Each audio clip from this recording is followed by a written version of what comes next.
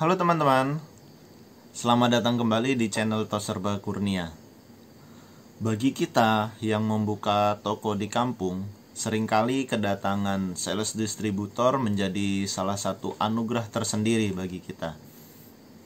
Karena kita bisa mendapatkan harga yang murah, barang diantar, bahkan tak jarang distributor pun berani memberikan pembayaran tempo yang memudahkan kita. Akan tetapi bagaimana ya apabila sales yang mampir ke toko kita itu ternyata sales gadungan, niatnya hanya menipu kita. Nah, berikut ini sudah kami rangkum beberapa catatan ciri-ciri sales gadungan. Saksikan video selengkapnya. Yang pertama, sales itu biasanya buru-buru. Ciri-cirinya kadang motor tidak dimatikan, parkirnya sembarangan, terus helm tidak dibuka, terus obrolannya tuh tidak santai. Biasanya ya menutup diri seperti itulah. Nah, bisa jadi itu memang strategi mereka supaya kita bisa mengambil keputusan secara cepat dan terburu-buru, sehingga tidak lagi sempat untuk mengecek barangnya, membandingkan harganya, mengecek keasliannya, karena semuanya serba cepat gitu. Kadang toko-toko yang jadi korban itu tidak sadar, begitu salesnya pergi baru sadar bahwa sedang ditipu. Kedua, harganya tidak masuk akal. Nah, seringkali sales-sales yang patut kita curigai itu memberikan harga yang terlalu murah di bawah harga pasaran, padahal selisih harga dari distributor atau dari manalah pusat yang termurah itu pun biasanya terukur, tidak mungkin terlalu jauh selisihnya. Jadi ketika teman-teman mendapatkan penawaran yang terlalu tidak masuk akal, itu teman-teman patut waspada. Ketiga, biasanya mereka memberikan iming-iming hadiah. Nah, jadi apabila kita order dalam jumlah tertentu, kadang kita diberikan hadiah yang cukup menarik. Bisa kulkas, terus showcase, bisa juga handphone, uang tunai. Padahal kalau kita pikir secara logika, kita baru 1 atau 2 kali order. Kadang biasanya malah orderan pertama sudah dijanjikan ya, tapi barangnya belum ada. Dikatakan kalau hari ini ibu order sekian, minggu depan order sekian, nanti ibu minggu depan bisa dapat hadiah kulkas. Padahal untung orderan kita itu berapa? Beda ya dihadiahkan dengan dipinjamkan. Seperti Coca-Cola itu memang meminjamkan kulkas, bukan memberi hadiah. Gitu. Jadi nanti teman-teman jangan salah paham. Nanti kedatangan sales Coca-Cola mau minjemin kulkas, teman-teman tolak. Bukan. Kan beda antara meminjamkan dengan memberi hadiah gitu. Teman-teman orang bisnis kan juga bisa menghitung ya berapa orderan kita sesuai nggak kira-kira dengan mereka ngeluarin kulkas. Kalau memang nggak masuk akal, nah itu yang patut diwaspadai. Nah, selanjutnya yang keempat, seringkali sales itu meminta uang pembayaran atau DP terlebih dahulu. Nah, sebelumnya ya, sales itu dibagi menjadi 2 jenis. Ada yang namanya sales motoris, itu dia langsung bawa barang. Jadi seperti canvasser biasa, bawa barang, terus kita pilih barang yang mau kita beli, kita bayar, barangnya turun, selesai. Gitu. Jadi tidak ada yang digantung. Barang turun, uang diberikan, selesai. Itu sales motoris. Kemudian yang kedua ada sales TO. Kalau sales TO itu dia nggak bawa barang. Kita hanya memberikan list orderan, apa saja yang dipesan, kemudian barang itu diantar besoknya atau besoknya lagi, tergantung. Dan itu yang mengantar ada tim tersendiri, tim driver biasanya. Pembayaran itu Kalau memang kita cash, bisa bayar langsung sama driver. Ketika barang turun, kita cek barang, bayar. Bisa juga kalau kita sistemnya tempo, barang turun, kita tanda tangan, kemudian pembayarannya di kunjungan berikutnya ketika sudah jatuh tempo. Jadi tidak pernah ada barang belum ada, kemudian uang diminta duluan DP-nya. Itu tidak pernah ada untuk sales yang beneran. Jadi hati-hati ketika teman kedatangan sales, kemudian dia minta DP, dia minta uang pembayaran segala macem. Kalau barangnya belum ada, jangan dikasihkan. Yang kelima, jangan sungkan untuk mengecek barang. Karena sales gadungan itu biasanya tidak berani mengecek barang.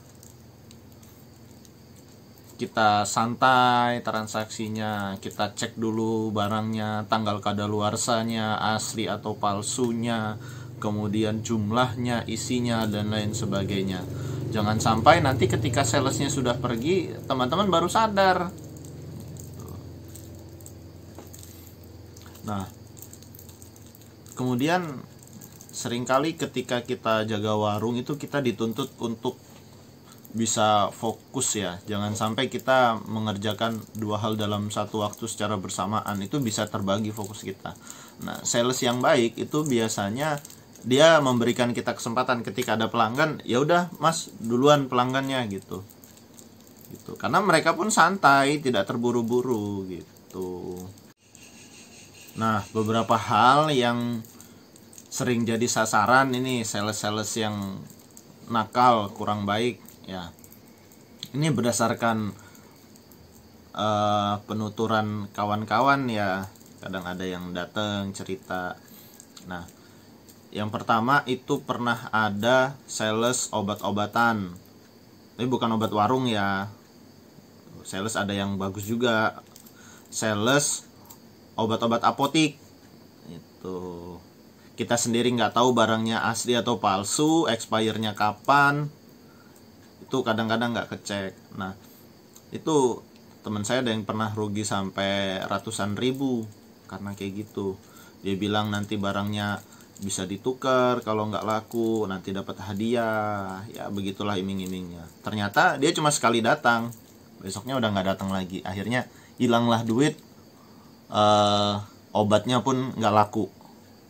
Pernah juga terjadi saldo pulsa. Nah, ini penuturan agen saya. Jadi kalau saldo ini lebih halus cara mainnya.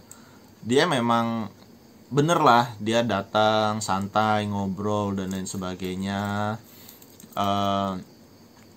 nawarin saldo multi, dicoba didaftarin, ditransaksi, masuk, beneran masuk gitu ya. Nah, di situ tapi ada iming-iming. Ketika isi saldo 500 atau 300 dikasih bonus 50, misalnya 100 gitu.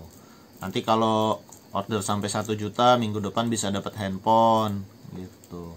Nah, itu benar transaksinya. Ketika di tempat itu transaksinya benar. Diisi pulsa ke orang masuk gitu. Percaya kan kita, bayar 300.000, 500. Atau kalau pengen dapat HP kan 1 juta, kita kasihkan uangnya. Saldo masuk, kita cek ada saldonya. Benar sampai situ. Tapi ketika si orangnya itu pergi, udah ID kita diblokir, kita nggak bisa transaksi. Jadi percuma ada saldo 1 juta tapi nggak bisa dipakai. Sedangkan uangnya sudah kita bayar. Boro-boro mau dapat handphone, dapat apa, uang saldo yang kita yang ada barusan pun akhirnya nggak bisa dipakai, mubazir. Nah itu, jadi teman-teman harus hati-hati kalau memang sekiranya itu hadiahnya nggak masuk akal, harganya nggak masuk akal. Saya bergelut di dunia pulsa itu udah cukup lama, punya server sendiri dari 2016, dan itu hitungannya untungnya tuh cuma ratusan rupiah setiap transaksi. Jadi sangat tidak masuk akal kalau di orderan pertama aja teman-teman udah dapat bonus 50.000, 100.000, apalagi dapat handphone. Untungnya si server pulsa aja nggak nyampe segitu untuk 300.000, 500.000. Nah, yang ketiga yang sering terjadi juga ini voucher dan perdana. Kadang ada sales-sales yang datang nawarin voucher atau perdana dengan harga yang lebih murah, miring dari biasanya. Pernah dulu ada yang datang ke sini juga. Menurut saya udah termasuk dapat distributor yang murah di Lampung. Dia lebih murah lagi, bisa selisih sampai 1.000. Kan luar biasa. Lebih murah dari distributor di Lampung. Bisa sampai 1.000 loh. Artinya 100 piece aja 100.000 keuntungan kita kalau emang benar. Tapi saya minta cek barang, nggak berani, malah pergi. Nah itu. Kadang-kadang ibu-ibu tergiur tuh sama yang kayak gitu. Ambil, nggak ngerti kalau ternyata itu bisa jadi udah expire, bisa jadi juga memang voucher dan perdana kosong. Karena kalau dari stempel, dari fisik kita nggak bisa ngebedain ya voucher itu sudah ada isinya atau belum. Kalau stempel siapapun bisa buat, tapi belum tentu isinya ada. Cara ngeceknya gimana? Kalau ada aplikasinya bisa teman-teman cek di aplikasi gitu. Atau kalau memang nggak bisa ngecek dan ragu-ragu, mending nggak usah deh, mending nggak usah gitu. Mending ambil dari tempat yang terpercaya aja, daripada ketika nanti udah kita ambil ada pelanggan beli ternyata nggak bisa diisi karena memang vouchernya kosong. Akhirnya rugi, kita beli voucher kosong sekian ribu rupiah, rugi gitu. Semua terukur kok. Kalau selisihnya terlalu tinggi itu juga curiga, nggak masuk akal. Untuk barang-barang yang nggak ngerti, yang nggak bisa dicek, jangan ambil resiko. Belanjalah di tempat yang memang sudah teman-teman percaya. Karena kalimat-kalimat minggu depan saya kesini lagi, kalau barang udah laku, barang ada yang nggak laku bisa ditukar, itu ya gimana keyakinan kita ngeliat orangnya yakin apa enggak dia balik lagi. Kalau dia nggak balik lagi gimana? Itu tadi ya beberapa gambaran mengenai sales-sales yang nakal. Semoga kita semua terhindar dari sales-sales yang nakal, yang gadungan. Niatnya kita untung ratusan, malah ternyata hasilnya rugi gitu. Tapi itu gambaran secara umum, artinya kondisi di lapangan nanti teman-teman yang lebih tahu. Yang penting tetap waspada, tetap fokus.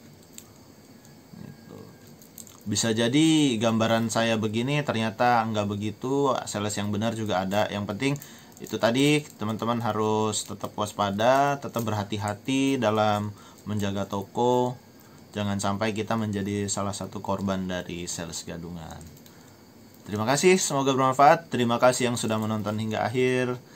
Assalamualaikum warahmatullahi wabarakatuh.